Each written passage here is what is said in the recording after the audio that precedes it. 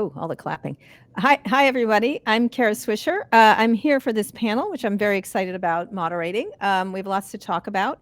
And I want to first introduce the panelists, one of whom is not present, but is coming soon, which will be Tim Ryan. He's PwC's U.S. Chair and Senior Partner. He's responsible for setting strategy, leading the culture, and setting the tone on quality for the firm's 55,000 employees and partners. Tim sits on the board of trustees of the Brookings Institution and serves on other boards.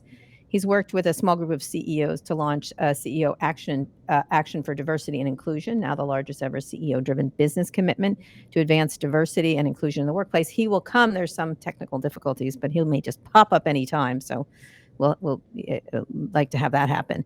Anyway, next up, we have Arlan Hamilton. Arlan is the founder and managing partner of Backstage Capital, a venture capital firm dedicated to minimizing funding disparities in tech by investing in high potential founders who are people of color, women, and or LGBT. She's the author and host of the popular, she's an author and also the host of a popular podcast, Your First Million, which has been featured on CNN and has been featured on CNN, PBS, and others. And lastly, you might know Evan Spiegel. He's some guy who started a company. He's actually the co-founder and chief executive officer of Snap, a member of the board of its directors. He serves as a member of the Business Roundtable and also sits on several boards. Tim, you got here just in time. I just introduced you. I did your almost like a eulogy, but now you're here. So we're going to talk about a lot of things, and we have. Please submit questions from the audience. I love questions. I think they're often better than mine. But let's start off with you, Evan. So let's talk a little bit about how your approach to DEI has evolved in the last couple of years, and how you think about it, because it's been talked a lot about in Silicon Valley, and not much has changed. Yeah, I think that's a great question, Kara. I think the most transformational thing that's happened in the last couple of years has really been our focus on intrinsic motivation across our team members. So I think throughout history, there's been certainly a lot of focus on mechanisms, new systems, of course, accountability, metrics for DEI. But I think all of that is really, really hard to turn into real change unless each individual team member deeply understands and cares about diversity, equity, and inclusion. And so a lot of what we've tried to do at Snap is help our team members share their own personal story, because what we find is that when people from all sorts of different backgrounds and all over the world can share their own personal experience, it often inspires people to want to help and be a part of the change themselves. And so combining folks who are really intrinsically motivated and deeply understand and care about these issues with all these systems and processes and metrics, I think is certainly transformational, and has been for our business over the last couple of years. And of course, we're all here today because really for the first time you have a huge group of technology companies coming together to work on these problems, which to be honest, when Una first pitched the idea, I thought it was totally impossible. It's a ruthlessly competitive industry. We're all competing for the most talented folks we can find, but there are so many people across the industry that are inspired to work on this and see change. And so it's been so exciting to watch all these different companies come together and invest much earlier, in the talent pipeline to which I think is a huge piece of enabling change here more broadly. All right. So one of the things you notice is that first of all, tech companies have not worked together, but the numbers have stayed the same. It hasn't changed despite a lot of lip service to it. Arlan, can you talk about, that these companies can create all these products, but they can't hire women or underrepresented groups onto their tech teams. Can you talk about why that's hard, or how you look at it? Well, the better question is to ask someone else why it's hard. Why is it so hard for them, right? I mean, it's very strange to me and interesting to me that when a straight white male CEO wants to learn about going into space, or wants to learn about autonomous vehicles, or all manner of things that seem impossible a few years ago, they figure it out. They research, they talk to the right people, they go to where the problem is, but somehow, it's funny. There was an event that happened a couple of years ago where they had stripping robots, but they didn't have a lot of women on the panels at the same event. And I said, how intelligent you have to be able to create a stripping robot, like. There's a lot. Also, how juvenile, but go ahead. Yeah, absolutely. But I mean, obviously that was my first reaction. But then my second reaction was, that's a lot of brain power going into that. Why can that not translate to, oh, maybe there should be some more women here representing, the demographics of this So what population? do you put it at one thing or another, or is that you're just essentially talking about focus? Like if I want to go to space and ride around for 15 Yeah, seconds. focus, intent. I think even today, with everyone kind of putting out the manifestos and wanting to do this and the reports, I really do respect a lot of those. Not all, but I respect a lot of them. But it still seems to come from a place of, this is the right thing to do. This is a humane thing to do. This is something that we are putting, time into because it feels right. And instead of thinking, or maybe, in addition to thinking about just how much things have already changed and how much they're going to change over the next few years, and you either change with it or before it, or you get, you either ride the wave, or get crushed by the wave. And so it's this importance of understanding just how important it will be to have already fostered these relationships with Black engineers, for instance, rather than it just only being, this is the right thing to do. So I think there's a lot of intention that is missing. Intention. Yeah.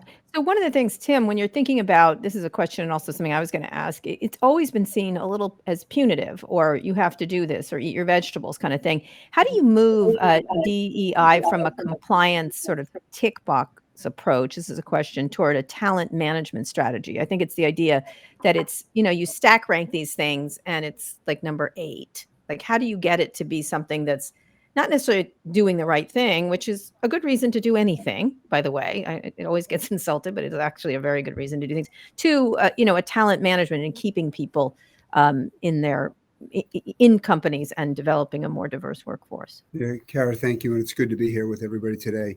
I want to go back where Arlan started. It has to be intentional. It has to be focused, and it has to be embedded. And I love the analogy of space. I've used that before.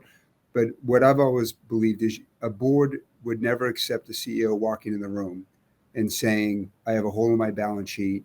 I have a merger and acquisition I haven't gotten done on time, and it's a journey. But somehow we've allowed that to happen on DE&I, and it can't be a journey. It has to be intentional. And I think talent management, Kara, to your question, is just one element. It's got to be massively embedded in everything we do. It shouldn't be a separate diversity effort versus talent management promotion. It is completely integrated. It shouldn't be competing number 8 or number 9. It should be tied into number 1, because people win, businesses win or lose on talent, and needs to be embedded right in that area. And you do that through deliberateness in every action you take as you manage your talent at every level in the organization. So, but when you think about that, how do you get away from, because it's been set up like that, chief diversity officer. It's kind of like, I wrote a column a while ago in the Times about chief ethics officer, knowing it would never happen, nor would they be listened to. But the concept of it being embedded is really difficult. Yeah, I agree with you. It's side by side. So at PwC, we have a chief diversity and purpose officer. We have a chief human capital officer. They are side by side. In many cases, we've debated over the years, do you just need one? Not because one is unimportant, but because they have to be fully integrated. If your talent management process is 2 separate things around diversity, equity, and inclusion, and then your talent management process around promotion, advancement, succession planning, you're missing the boat. They're side by side. So whenever we have a call or a meeting or a video conference at PwC, they're both people. And when I look at the best practices, it is integrated, and they're not separated. So, Evan, talk about this, because one of the things, obviously, these are journeys. They are journeys, right? And often of the CEO who sets the tone of things. Now, there is more of a flattening of companies at tech companies, but not really. There's the sort of CEO does set the tone of a lot of things. You can see it at many companies. Talk about how you do this, because if you want to improve DEI within the corporate environment, how do you waiting for the penny drop for you or anybody else is kind of hard to manage. So talk about how you then get it through to people that it should be in everything versus just another initiative that you're doing. Well, I think there are a couple of important components. The first one is making it very clear that this is a business imperative. So the research is unbelievably clear that more diverse teams and companies perform at a higher level. So if we want to really achieve our goals as a business, if we want to continue to innovate, that creativity and innovation is deeply tied to a diversity of different perspectives and backgrounds. And when lots of people can bring their diverse perspectives and feel heard and appreciate and participate in the team, we get much better results as a business. So I think first and foremost, making it clear that this is a business imperative if we want to be successful over the long term. I think the second piece is actually really building out the foundational building blocks of understanding the history of racism and the legacy of slavery in America. Because I think without understanding the legacy of injustice in the United States of America and educating our team members about that, it's hard to understand the injustices that remain today and how those manifest themselves for all of our different team members. And then lastly, as I mentioned before, building that intrinsic motivation, that empathy comes from hearing people's stories. So hearing our leaders talk about how their background, where they come from, has influenced their experience in the world can be really eye-opening for team members who have grown up in different places and in different ways. And so I think once you build that empathy, and this kind of, I always think about, in school, you're always taught the golden rule, right? This idea, treat people the way that you want to be treated, right? And actually what we have to do in our business is help people understand that their job is actually to treat people the way that they want to be treated. And the key to doing that is empathy. And so I think, when you combine the clear business imperative with the history and legacy of racism, as in the United States of America, and then use empathy, to bridge that gap, to understand people's different experiences, that's how you build that intrinsic motivation. Then when you give people the tools, the metrics, and hold them accountable for the results, I think that's how, of course, we've got plenty of work to do. It's a huge challenge, but that's how we've been able to make a little bit of progress. So, Arlan, I'm just thinking of today's election in Virginia, which I think was, sort of a weird pushback because it was built around CRT, there's a lot going on there. There's a lot happening in that particular state, but a lot of promises were made by corporate leaders following George Floyd's death. How do you look at how those were kept? Obviously, everyone's like, oh, yes, we have to do something about this. And again, you see what's happened in Virginia. That's in a school setting, but it's still the idea of people pushing back against these concepts, or maybe not. You don't think that's so. So the question is, how do I think? How do you keep those promises when you see a lot of pushback happening all over the place in lots of places? Yeah, I guess time will still tell. It's only been a few months since everything happened last year, and there have been reports that have come out, including from two portfolio companies of ours at Backstage, TP Insights, The Plug, and Blendor, that kind of prove that mostly those promises were broken or haven't come to fruition yet. But there's still time to make up for that, and I think the proof is in the pudding. The proof is in what you actually do rather than what you say. But how do you keep it going? Because one of the things, when you have these things that are huge news events and it gets everyone's attention and everyone sort of wrings their hands and then it goes away, how do you keep that in a consistent, and you don't want to keep everyone in consistent pressure, but it is really, that's what it is, isn't it? I mean, it comes down to truly hiring for these key positions and in equipping people to do their jobs well and to stay in those and caring about retention once you're there. And then when the headlines are gone, the people who are in place can keep that going. And so what happened is a lot of people, they said, oh, we want to have this percentage go up to this percentage. So they just sort of fill those roles that are very entry level maybe, or assistants, et cetera, just to fill a quota. And they didn't have enough power internally to really make change sustainable. And it's showing, so it really comes down to, any day today is the best day to start if you haven't already, right? And to empower people internally. I can't tell you how to make the whole country right. I can't tell you how to change people's minds and hearts at scale, but that's what you can do with your own company, and you can do within your own company. Go ahead, Tim. Can I just add? I agree with what Arlan said, but I think it certainly in a corporate setting, it starts with the CEO and the board. And the way you keep it going is you hold those accountable, the CEO and the board, for doing what they say they were going to do.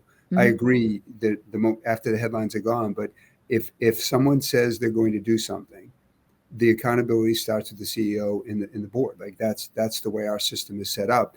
And I will say, I've learned you never say all, you never say none, because you'll be wrong.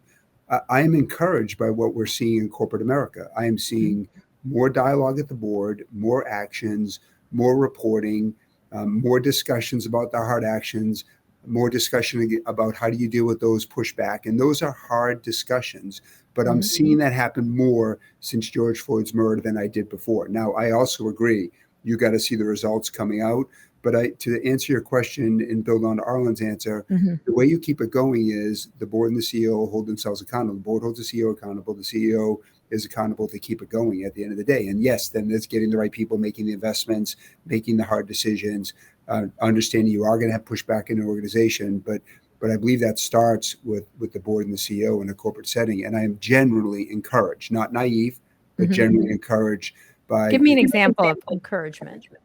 I'll give you a couple of examples. First, we're seeing more and more companies become transparent with the data than we ever saw before. It's not still a common practice, but we're seeing more and more organizations be transparent. Here's where we are and what benchmarks are important to them. In different industries, it's different levels. In technology, it's about recruiting engineers, and it's women, and it's Black and Latinx. In other industries, it's other key metrics. So, and I expect that trend of transparency to continue, but we are seeing more transparency. I'm seeing more of the hard dialogues inside companies about how do you bring the majority along. And that is a very, very difficult conversation. And many people are on many sides of that.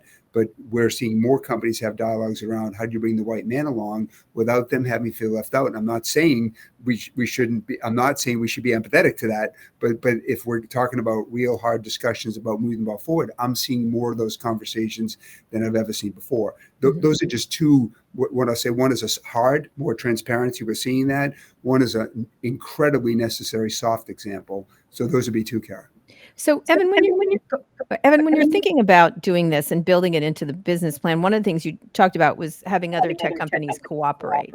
In this case, Google is in here and others, and all of these companies have had these issues. I was just reading, for example, Bobby Kodik's letter, which was pretty interesting. I thought it was a pretty interesting letter, and he had some very specific things he was going to do rather than one of these "we'll do better" things that comes out of other companies. Say, how do you talk about doing it across a group of companies versus individually? Because one company can do very well and try really hard, and it doesn't really matter if it doesn't reach across industries.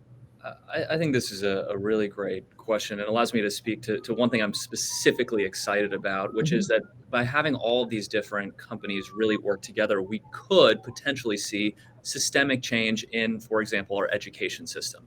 And if we look today at what's happening in America, there are a couple of interesting underlying trends, right? First of all, we have a massive labor shortage, especially when it comes to these technology jobs. I was just reading a report yesterday that we have 500,000 open jobs just in cybersecurity alone in the United States of America. Those jobs are not being filled, and we don't have that talent today in the United States. At the same time, right, the vast majority or the majority of the younger population is non-white, right? And these are young people who often don't have the same educational opportunities in public schools across America that young white students do. And so we have this huge challenge where we have a massive skills and labor shortage. This has been, I think, exacerbated by longstanding, differences, systemic differences in the opportunities that young people are afforded. And so by companies working together and lobbying our government to really invest in and change our education system to unlock all of the incredible potential across our country.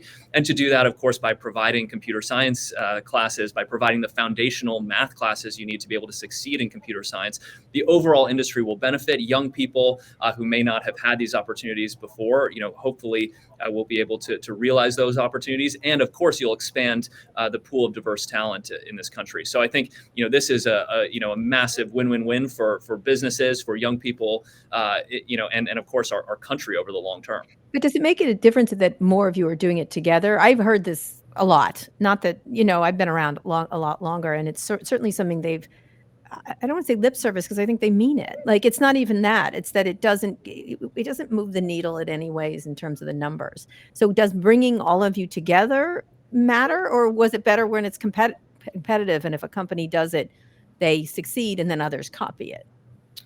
Well, I think if you look at a lot of the talent investments companies have made, they have been, explicitly competitive, right? With the goal of being able to recruit, to retain more folks for their own business, right? And so as a result, you don't see the widespread collaboration and investment together to improve these outcomes overall. And you see a constant competition against in a very, very small pool of talent that is not growing fast enough to meet the needs of our business and our technology industry overall. So I think by working together and by really focusing on the challenges and shortcomings we have, the systemic issues we have in our education system, for example, we should be able to unlock a lot more opportunity by working together instead of just competing for this, relatively small pool of diverse talent and technology. Well, Arlan, talk a little bit about that, a small pool, because one of the things that and they're competing when startups in the tech industry seeking VC backing, we know a vast majority of the funding goes to straight white men, and the numbers have declined during the pandemic for sure. I just saw some recent ones that were pretty surprising. So what happens in the system where it doesn't, the talent, how does it get to this level? Where companies are not being... Yeah, well, there's startups, because it does start in startups, because that's often a feeder into the bigger companies, these startups and other ways to do it. What would you point to, for example, during the pandemic that this has happened, that the numbers have declined dramatically once again? Yeah, and they're always terrible numbers. Yes, so yes. Now they're awful. But what happened was, and I think a lot of the reporting is kind of lagging. So we might see something a little bit better soon. But what happened is that the kind of hacks and the strategies that underrepresented, underestimated founders and others would use to get in front of investors, even, and they were hacks and they were, interesting and clever. Those kind of went away because a lot of them, including my own, included being at the right place at the right time and making your move and shooting your shot and doing all of that. And when we were all sort of kind of stuck at home, or for the most part, we're stuck at home, that those opportunities went away for a time. Now we found our way again, and there was new opportunities made. But at the same time, a lot of investors who were used to either I'm only going to invest where I live because I don't think it's, they have some reason that they want, some are legitimate, some are not, or I can only invest in you if I've been face to face with you, if we've broken bread together, and yada yada yada. A lot of them got shell shocked by everything, and for the first time, they didn't know exactly how to make investments anymore because their certain style was no longer viable. And so the people who were already, the numbers were so terrible to begin with, and they were already having all this trouble getting the invite to the table. So they're, making their own invite, creating their own tables.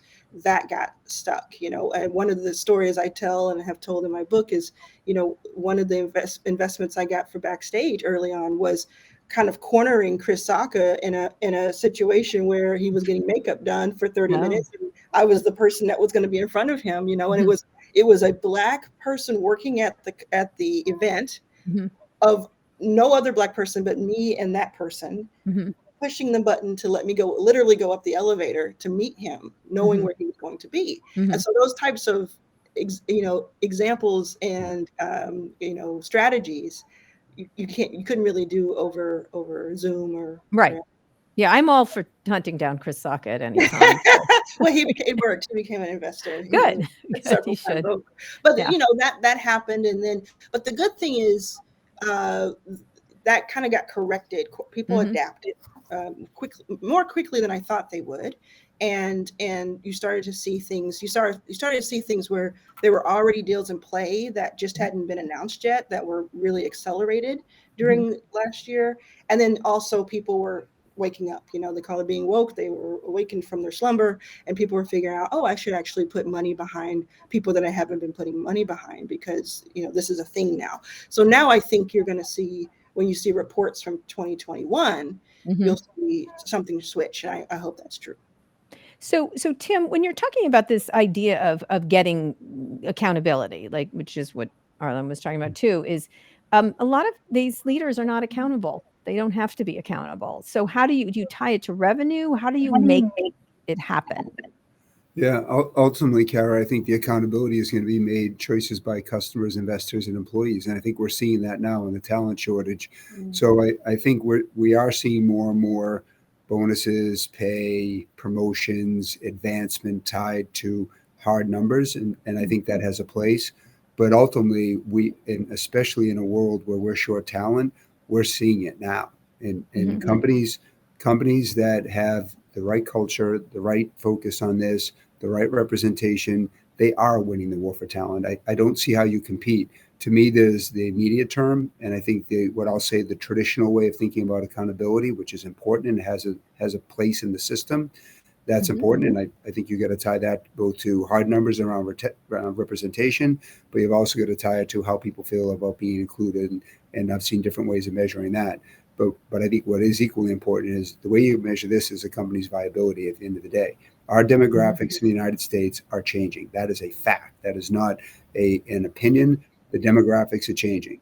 If we want to win the war for the consumer wallet, we want to win the war for the talent, then you're going to need to change and be more inclusive. And companies that aren't changing, and it varies by industry, they will be on the losing end of that battle. And the ones who are changing quicker will be in the winning end of that battle. And there will be a compounding effect. I know many of us spend time on college campuses. All you need to do is listen to what people are asking about. They're asking about diversity, inclusion, and ESG. That's what they care about. All right. So one of they're calling it sort of the Great Resignation. I think it's more the Great Reassessment of things, which is interesting. So here's a question, and I think I'm going to give to Evan, which is, what are some practical ways that associates can keep their leadership accountable when power dynamics exist? How can they hunt you down, essentially? How can they get you to do things? Well, I think there are a lot of different ways. So first and foremost, of course, we run anonymous surveys across our business all the time so that we can identify different challenges across our business, and we ask very specific questions about whether or not people feel included, whether or not their leader is supportive of folks with different backgrounds and different points of view. So I think there's a way that we can constantly get anonymous feedback across our business that's very specific, leader by leader, which I think is really important. And then, I think there's also really a need, of course, to build, support groups that span across the company so people don't feel isolated in a, particular team. So we have a program at Snap called Council, where people get together in small groups and share their perspective and take turns, listening to everyone and share their own stories. And I think, that sense of support that people feel across our company, the ability to relate to people all across our business also, helps avoid that sense of maybe isolation that could happen in a given team. So not only are teams constantly working together cross-functionally across our business, we're bringing people together across the business all the time to share their perspectives. And then, through things like anonymous surveys and whatnot, we can get very targeted feedback leader by leader. So what works? Can I say, what works with you? What is something that's worked with you, where someone's come up to you, and what hasn't worked with you, where you're like, no? How do you mean? What if someone beneath you, there's a power dynamic no matter how you slice it. So what has someone said to you or presented to you that's really where the penny is dropped in your head and you said, I need to change this or do that? Can you recall? Oh gosh. That's a great question. I think there certainly have been, issues in the past where folks have written a letter or written an email just to me personally and shared their own experience inside of Snap. And that's really definitely helped illuminate different challenges across our company and inspired change. And so we're certainly open to that. And I sometimes I get questions even in our company-wide Q&As where we can talk about issues that our business is facing or that different teams are facing. So I think for us at Snap, we've always tried to, instead you talked about working under people. What we try to talk about with our leaders is that, because we have a servant-based leadership culture, actually all of our leaders are at the bottom, and then our team is on top of them, and our community, our customers are on top of our team. And so we're all oriented outwards really towards serving that, community, and then of course serving our team. And so by creating a culture like that, I think the important thing is to create a culture where people feel like they can express themselves, they can share their concerns, they can always send them to me or our other leaders, and that we'll appreciate that and then work to change the company based on that. Because I think that's how you get the positive feedback loop. You receive, this sort of feedback, and then if you can make changes and show those changes in your business, it encourages more people to come forward and share their own experience so that we can constantly improve our business. What doesn't work? Where you've been like, no, this is not helpful to me changing? Is anything that sort of repelled you, I guess? I don't know what else to, or what hasn't worked in these settings from your perspective? Um, Well, I think, as I sort of mentioned before, I really feel our leaders need to come to these challenges with a sense of openness, right? And a Mhm. willingness to make mistakes. And so I think the biggest thing that can hold our culture back is when people feel afraid of having these conversations, afraid of saying the wrong thing, because these are often difficult issues to talk about. As I mentioned, they're Mhm. historical. There's a lot of very strong feelings about, racism in America and how pervasive it is in our society. And so, not only can it be hard to share, some of those experiences, it can be hard to hear them as well. And so again, trying to create a culture where you can have that open communication, you can make mistakes, and say the wrong thing sometimes, and that'll be okay, and we can learn and grow from it, I think is critically important. So, Arlan, what are some wins you've had that have keep you motivated to do this? Like, it can be when you do see those numbers, I'm always like, "Oh, geez, still the same." Can you think of some things that have given you hope and perhaps things that have not? Yeah, definitely. I mean, this is a decade of my life that Mhm. I dedicated to this work, and it's not, the longest, but it is, substantial. And a lot of times it's tough. Like a lot of times it's like, why are we doing this? But every single day, even though it's very much so the boiling frog, sort of really Mhm. slow and steady, every single day I am reminded, or I see where a Black person, a woman, a man of color, etc., is in a position of power, in an opportunistic position that they just would not have been in 5 years ago, and it's due to something that has happened, been catalyzed by the work that I've done, or Backstage has done, or other people, the Mhm. hundreds. There's one great example is, I'm an LP, a limited partner investor in about 24 funds now by Mhm. emerging managers. 6 years ago, I was sleeping on the floor of the airport of the city I'm in right now, San Francisco. And now I'm able to invest in 24 funds and growing. And I looked at it the other day and I realized that 23 of those funds did not exist before Backstage. They may have the same mandate in different industries. So, like, there's change, there's movement. I meet people almost every single week in Mhm. person, or, I hear from people every day who say that, the 200 or so companies that we've invested in, um, they've impacted them in some way. And then there's also the wins outside of our portfolio. I mean, the ecosystem. I wrote a message to our Slack, a couple of days ago, and internally, and I just said, I'm just so proud of our ecosystem. They said this wouldn't exist 5 years ago. They said we weren't Mhm. here. And just seeing these wins of people. I just saw a couple $1 billion company that was, minted yesterday that I didn't even know about, to my chagrin. I didn't know about it, by a Black man in Africa, and just incredible. And then the last thing I'll say is, I have launched a new company called Runner that is incubated out of Backstage after spending so much time with all of these founders, looking at their pain points. And it's a recruiting and a retention. And we did not set out to be a DEI recruiting company, but what Mhm. we are able to do is talk to a lot of companies of all sizes, unicorns down to solopreneurs, and in either way, in either direction. And what we say very specifically is that we are not here to save the day. We're not here to plug in and we do all the work for you, or the person does all the work, the talent. What we say is we're connecting incredible talent to inclusive companies, so that the onus is on the company to self-identify as inclusive and manifest that into Mhm. something. So Interesting. when I'm working on that company too, and I know it has a direct financial impact to Backstage Capital because of the way that, innovative ways that we've set that up in the Mhm. ecosystem.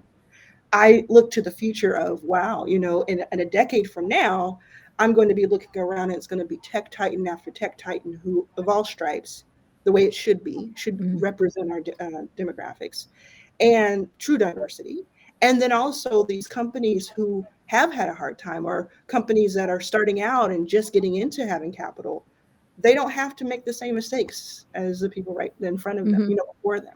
There is a difference. There is a change that can be made. All right. So, Tim, this is a question from the audience. How do companies reconcile trying to create strong, diverse internal teams, but operating in states that do not affirm those same communities once an employee leaves the office? It's increasingly in this country sort of different. You pick your state, like which state you want to live in, essentially. But a lot of these companies are in many of these various states, depending on who you are. Yeah, at the companies that we work with, and certainly at PwC, like your values drive what you do, and your values are what guide companies. And certainly one of the values that we're seeing companies put more and more premium on is inclusiveness. Our demographics, views are different across almost every geography we have. What we've seen is companies be very crystal clear about what their values are. A state is the description of a state is many states are diverse, and unfortunately in the United States we're dealing with things that are a razor thin majority. Like it's not one state is bad and one state is good. Within states there's also polarization. We're seeing companies focus on what is core to our values and what is important to us. And we've also seen companies being more willing to speak up if something is happening that is inconsistent with their values, which I think is important. The reason I think that is important is if it is important to employees, if it's important to how customers view you, more and more CEOs are willing to speak up in these issues. One of the things, Kara, that we recently did at PwC is we launched a Trust Leadership Institute. The Trust Leadership Institute was born in part out of this issue of the trust in business in general.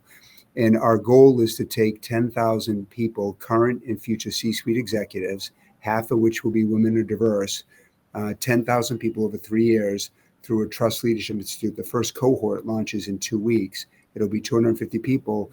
And it's how do you make these decisions when you're, such as the question you asked, when you are in a state that at the top of the state, the leading politician of the state may not have the same views and values. How do you take on those issues and many other issues such as transparency, diversity, equity, inclusion, and other related issues? Because the skill sets that you need to win the war for talent, the skill sets that you need to build trust are fundamentally different today than you'll need in the future. So I think it ties right back to the values that you have and be willing to do things differently. What we know is that what you say at the top matters. What you say and what you do is even more important. That is a journey for many CEOs, and that's why something like the Trust Leadership Institute is so important. So Evan, talk about that, because I've often talked to CEOs, and a lot of during the Trump administration, there was one thing after the next, and they felt like they were sort of gotten sucked up into the whole societal melee that was happening, which they should be. They're part of society, I guess. But the difficulty of doing this, and I think one of the things, not everybody can be Patagonia and just tweet, screw you, Republicans. Like there's not a lot, that kind of thing. That's what Patagonia is sort of an outlier in.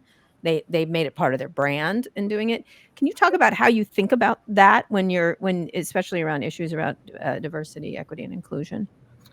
Yeah, I think this in many ways is the nature of progress in our country. And one of the things that's so unique about the United States in particular is that corporations actually have many of the rights that citizens have. I mean, that's where the notion of corporate citizenship comes from. And so I think, there are many business leaders and many companies that feel like part of the privilege, the benefit of having a business in America is actually using your voice to make a change, to make a difference, and to seek progress. And many of the biggest changes we've had in our society throughout history have been supported by businesses and business leaders. And so I do think, many times it does come down to, the way that the company culture is established, obviously who the business leaders are. But I think, in our case, when we look at Snap, Bobby and I never imagined that we would have this opportunity to be able to use our voice and, the community of over 500 million people we reach around the world to be a voice for progress and to make decisions that reflect our values. So it's a tremendous privilege, and I don't think it's acceptable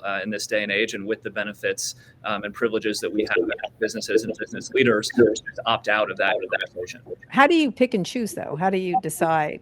Because you could do it every day. You could do it every day of the week and twice on Sunday, essentially.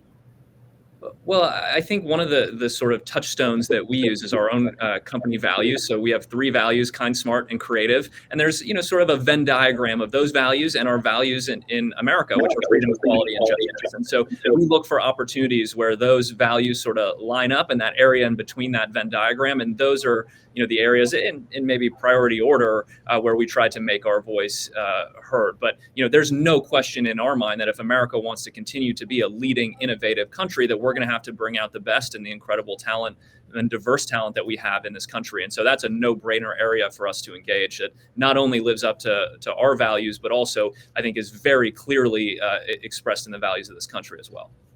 Okay, Arlan, this is another question. How do we move beyond talking about race and gender diversity? How do we incorporate other marginalized groups such as the disabled individuals, LGBTQ+, veterans, etc.? How do you look at that when you make it sort of a larger, because that's everyone, then it starts to move into a much larger group. When I think about that, and I may not end up answering your question, but just something for us to think about. Like when I think about those questions, and it goes beyond, I started backstage with the idea of investing in women, people of color, LGBTQ, because I identify as all 3. So in many ways, now that I have had some success with that, it is really now on me to be better, to to grow, to evolve.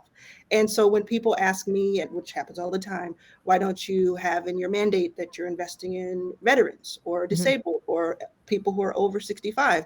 And it causes me to think about where do I start, my baseline. And if you compare that to someone else's baseline of maybe a white man whose baseline is what they know, and the challenge to look beyond what they know and what their comfort zone is. So where I start is, like, I don't know the full answer for all of us, but where I start is, am I doing what I can every single day to challenge my own thinking of what diversity is and what does that really mean, right? For instance, I spend a lot of time going back in, and I can't just yell at people on Twitter and tell them what they're doing wrong. I spend a lot of time internally thinking about, why aren't our numbers better for the Latinx community? Why are we, even though we're 10 times better than the industry average, why are we only 10 times better, right? So it's just about that. You talk about accountability, it cuts both ways. It really does. And so I think, to be fair, you can keep yelling at people on Twitter and also do that. Not only, I will certainly. That's what I do. But then I always who am I quoting? Am I really covering this? No. But I still will remain yelly on Twitter. If you don't yell on Twitter, did it really happen? Yeah, that's true. That's true. So here's, we only have a few more minutes. I would like both Evan and Tim to answer this. Tim first. In comparison to other companies, big issues other companies deal with, how important is diversity, equity, and inclusion? From Tim, from the outside, how do you, when you look at companies face lots and lots of issues right now, there's, besides like the pandemic, et cetera, the polarization, blah, blah, blah, consumer supply chain now is like the biggest existential crisis of our lives, apparently. So how important is it? So, Kara, it's a great question. I'll go back to one of the earlier questions asked me, which is, how do you integrate diversity in talent management? And my answer was, they need to be part of one. If you look at almost every other challenge a company has, whether it be transformation, how do you become more digital, how do you adapt to different supply chain, it all is dependent on talent. And if you don't have the right talent, you can't take the challenges that are being thrown at businesses today, and you can't deal with the challenges that businesses are going to face tomorrow. So I think talent is the imperative issue that needs to drive business today. Now, do I believe in the insight we have into corporate America? Is talent at the top of the agenda every company? No, it's not. But again, I believe those that will survive have it at the top. Those that adapt and move it to the top, the talent agenda, they will win. So we're not where we need to be today from the broad talent agenda in the room at the C-suite, but the world is going to keep throwing us curveballs. I don't know what the next one's going to be, but the way you deal with the curveballs is with talent. I don't think we can take another one, honestly. I gotta say, we gotta have something good. We can't have good things. What about you, Evan? When you think about CEOs, we only have another minute, and I have one quick question for each of you, just one answer. But what advice do you have for peers who would never dream of joining a panel to talk about DEI. They're nervous. I met with so many CEOs recently, and it's always, I hate to say, it's always a white guy like, I'm scared of saying anything. And I'm like, really? Come on. Like, it's a really interesting discussion, but I have it a lot. What do you say to that? I think this is an amazing opportunity for me to actually plug the ACT report, because Okay, one yes. of the great things That was about my the last ACT report is that it open sources the research-based steps that you can take as a leader to make a difference in your business. And I think it's something that we wish we had when we were just getting started, because I think this is incredibly challenging for big companies. But when you think about a startup, you know, when there were 4 or 8 of us and you're just getting started, you can make a huge difference in the trajectory of your business by incorporating this sort of thinking and these sorts of actions very, very early in the life of the company. And so now this sort of research based, and evidence-based work is available to everyone through the ACT report. And that's something that I think is so exciting. So I'd encourage folks who are, trying to learn more or who are passionate about this to read the ACT report, to get involved. And I just think it's so exciting to be able to actually open source all of this incredible work. And we really hope that it makes a difference, not only for big businesses, but also companies just getting started who maybe don't know, the first step to take. All right, so give one thing each. You've just got a few seconds. One thing in the report or something that CEOs need to do, or top leadership. Let's start with Arlan, Tim, and then Evan. Kind of petty, but probably really impactful. Start thinking of groups as diverse and not people as diverse, because when you call a person diverse, not only is it probably grammatically incorrect, it also centers a white man, at least in this country. So the goal should be that the groups are made diverse. Okay. Yes. Great one. Mine is CEOs and leaders need to start thinking about their legacy and being on the right side of history. This is the biggest opportunity we have. We all need to think about our legacy and what people are going to say about us 20 years from now. Evan? I think there's a big step that folks can take by, actually disclosing public metrics and setting goals publicly to hold themselves accountable. And the earlier you build that into your processes in your company, the more awareness you can generate.